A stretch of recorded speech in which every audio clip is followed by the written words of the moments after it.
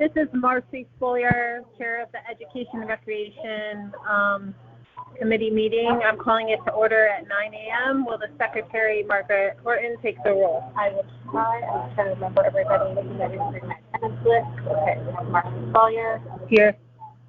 Mark McDermott. Here. Steve Barrett. Here. Margaret Horton. Sarah Tino. Cameron Cheminsky. And Kelly Cinto. I got everything? But Kelly Cinto and Cameron are not. I got that. Yeah. Okay. I correctly remember everything. All right. So we have a quorum, 5 of us present. The only thing on our agenda that's a voting item is to hear and act upon the amendments to the noise ordinance, Chapter 78 of the Code of the Town of Fairfield. Do I have a motion to approve? Representative Horton, seconded by Representative Barrett. Is there discussion on this? I will just say this is something that definitely affects my district. I am so grateful that everybody putting the work in. I've gotten lots of feedback from constituents in my district and across town about how important this is to them. I had somebody email me today saying that they believe if this is passed, it will be life-changing for them. So I am full support of that. Thank you, Representative Horton. Anyone else have any discussion? Yeah, you could comment on it at all, about your feelings on it. If you have any questions, if something was not clear that you'd like Representative Vergara to clarify, or if you're leaning more in favor of a certain possible amendment to the current. No, I mean, I think it's pretty clear, and I think Representative Varga is going to do pretty good at, making sure it's clear what she's changing. I shall vote in favor of myself.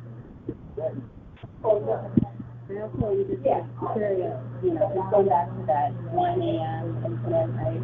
How will this change it by, changing the time? Like, if there's already a time in place now, which is 11, right? I think my take on it is that, which I think is more appreciated, my take on it is that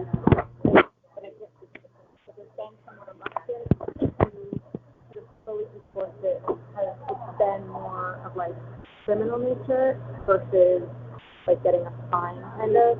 And understandably, again, if nobody wants to kind of criminalize college students, in my district that's a big part of it, because this would be, okay, you're not, Jill has said, like, it's not going to be something that's close to a permanent kind of criminal record, but they might have to decide. And that, I feel like the police are going to be more likely to sort of say, okay, well, we can enforce this. If we're not, there's not going to be these larger implications for a person like enforcing it in a way that I think the way it is currently it could be.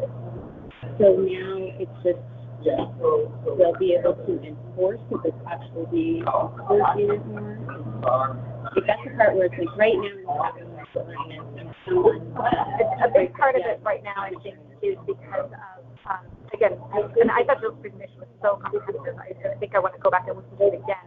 But I think a big part of it is right now it's only the decibel reading, which the police don't really have available. So that's why there's little ability to enforce it. So by doing the audible standard, the police could, for example, go to a party at 1 o'clock in the morning and kind of know, I don't need a decibel reading. This is clearly audible. There's stereo playing.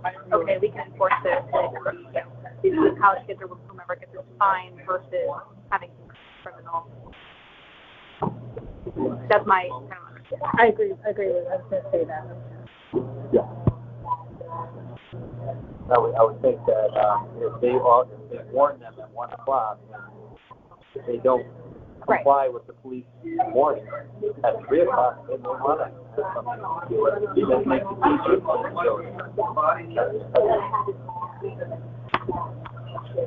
Is there any other questions, discussion, comments?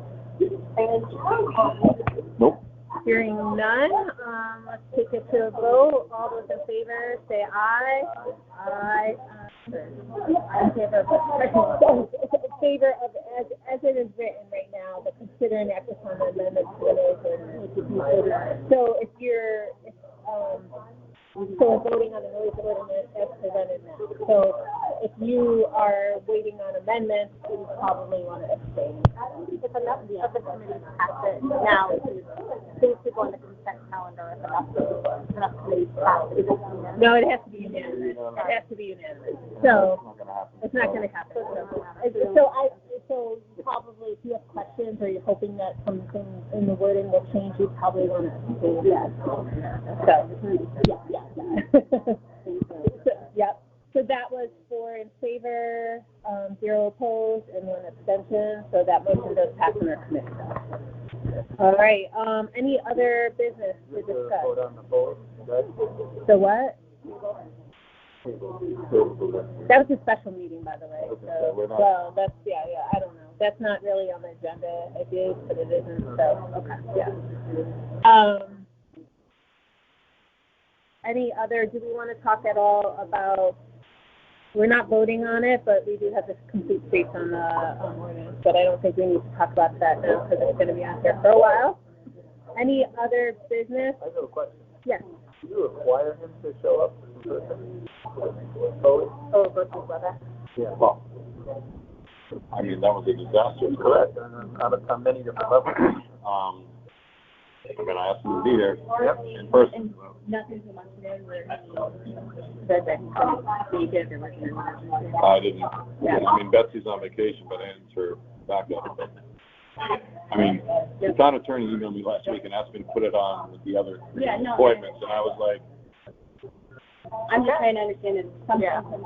because like I don't know. From what I understand, he was in the hospital in June. God knows what happened to him. I mean, he showed up, but then it was late. yeah. Clearly someone called him. Clearly, somebody must have called him. And then there's a mic on his computer, I guess, or he must have a mic. He has a camera, right?